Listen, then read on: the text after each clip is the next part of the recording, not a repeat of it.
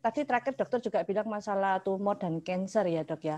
Nah ini ada yang nanya mengenai yang IGF-1 kalau nggak salah ya bahasanya IGF-1 ya dok ya. Nah kalau mereka, nah itu ada yang nanya nih dok, apakah aman mengkonsumsi UTSU atau SUBA pada saat mereka itu kan dicurigai bisa meningkatkan IGF-1 tuh dok. Nah itu gimana dok penjelasannya dok?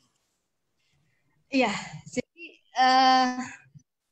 makanan kita, semua makanan kita, kalau dia mengandung kolesterol, mengandung karbohidrat, dia diserap oleh dimetabolisme oleh tubuh gitu ya, bisa memproduksi GF1 ya, termasuk misalnya ayam yang kita makan,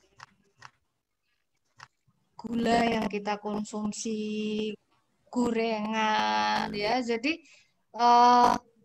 kalau itu misalnya berlebihan ya, kemudian tidak diimbangi dengan misalnya diet yang sehat tadi, kaya serat, tidak ada bakteri tadi ya, tentu hal itu akan menimbulkan masalah ya kan pada orang-orang yang terutama dia punya cacat genetik.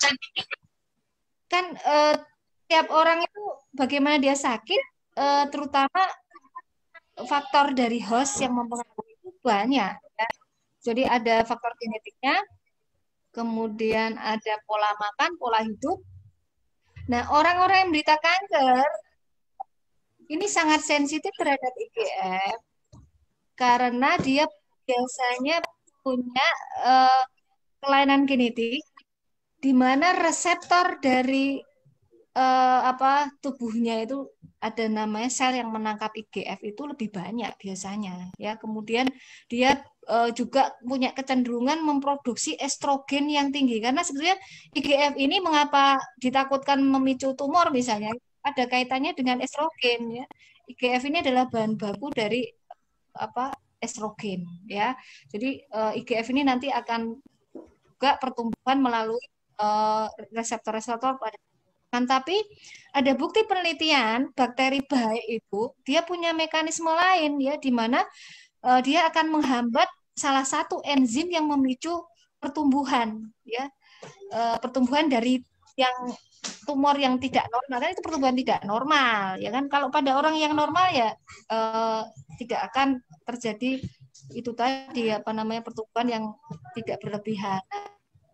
Kalau di sini ada bakterinya, kemudian ada polifenolnya. Polifenol sendiri misalnya, dia punya efek menekan misalnya pertumbuhan yang abnormal melalui beberapa mekanisme, ya bukan hanya dari menekan enzim yang meningkatkan perkembangan tumor ya, namanya enzim tirosin kinase ya. Nah, kemudian menekan bersifat antioksidan, menekan radikal bebas kita ya. Kemudian juga menekan peradangan berlebihan yang menjadi salah satu kunci dari pertumbuhan tumor. Sebetulnya tumor bisa tumbuh itu kombinasi dari radikal bebas yang banyak dalam tubuh, kemudian sinyal-sinyal pertumbuhan yang berlebihan dalam tubuh karena reseptor yang berlebihan tadi atau dia terlalu berlebihan dalam produksi hormon ya. Kemudian adanya peradangan yang kronik ya, yang sebetulnya kalau kita konsumsi sesuatu yang mengandung polifenol ditambah bakteri baik ditambah serat ya, tentunya akan ada mekanisme-mekaninisme lain yang ya akan menghambat efek negatif. Jadi misalnya tadi tirosin kinase tadi ya, dengan memproduksi enzim menghambat sesuatu yang menghambat enzim tirosin kinase ya, kemudian juga mempengaruhi natural killer ya.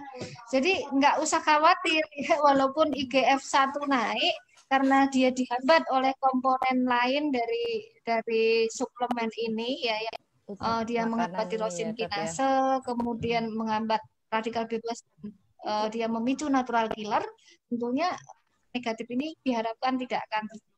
Ya, walaupun tetap kita harus melihat dengan penelitian-penelitian yang menguji ya apakah ini punya efek samping atau tidak. Tapi sesuatu bisa diizinkan dipasarkan kalau itu berupa makanan, izinnya pasti sudah melewati uji toksisitas. Nggak mungkin tidak melewati uji toksisitas, ya. Apalagi kalau itu dikhawatirkan memicu misalnya hormon, ya. Maka di sini apalagi dia berasal dari stem cell, ya. Stem cell itu untuk bisa dipasarkan dia harus melewati uji supaya dia tidak menyebabkan yang namanya tumorigenesis, ya, tidak menyebabkan kanker, ya. Nah, yang pada usus ini bukan stem cell sebetulnya, akan tetapi sekretom namanya, sesuatu yang diproduksi oleh stem cell, yaitu berupa peptida. Peptida ini protein, ya, jadi bukan stem cell hidup, ya. Peptida kemudian kolagen itu bisa merangsang stem cell pada tubuh kita supaya diaktifkan memperbaiki tubuh kita sendiri. Jadi yang ditransfer ini bukan stem cell hidup dari salmon, bukan. Akan tetapi peptida dari salmon, dari sardin, kemudian yang namanya RNA dari salmon, ya. Karena tubuh kita itu sebenarnya dipengaruhi secara genetik oleh RNA pada makanan kita, ya.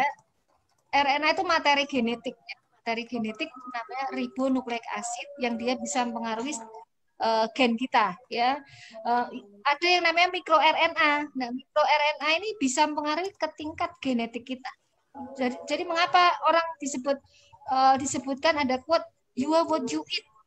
You are what you eat itu karena mikroRNA pada itu bisa mempengaruhi secara genetik kita, ya, itu ya. Jadi bagaimana peptida dari makanan kita, kemudian RNA dari makanan kita yang berupa mikroRNA maupun transfer RNA, ya, tRNA, itu bisa mempengaruhi ke sel tubuh kita melalui mekanisme horizontal transfer gen namanya, ya.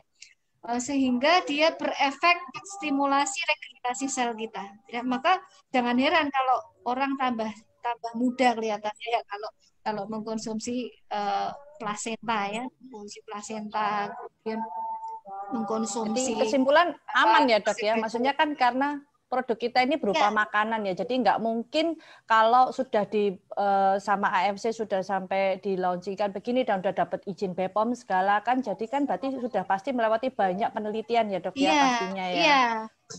Iya, benar sekali. Apalagi ini ekspor, ya, diekspor keluar, ya. Syarat-syarat untuk bisa diekspor apalagi di Jepang itu sangat ketat. Nggak mungkin dia tidak akan melewati uji safety, ya, namanya. Jadi kalau untuk makanan itu kan yang terpenting uji safety, ya. Karena kan ini makanan, berbeda dengan obat. Kalau obat kan ada uji efektivitas, uji apalagi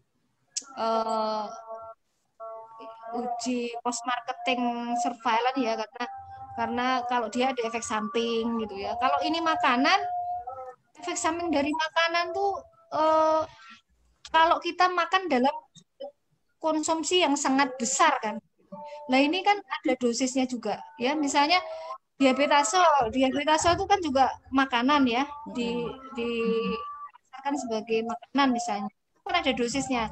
Ya, asal kita mengkonsumsi sesuai anjuran, ya, nggak masalah, ya, walaupun kita harus hati-hati misalnya pada orang tertentu yang alergi, ya, alergi misalnya ikan gitu, ya, maka kalau itu produk yang mengandung ikan, ya, kita harus hati-hati. Bukan berarti tidak boleh, ya, mungkin dengan dosis kecil dulu, ya, karena ini seperti terapi alergi makanan, ya. Kalau kita alergi, terapinya itu namanya desensitisasi.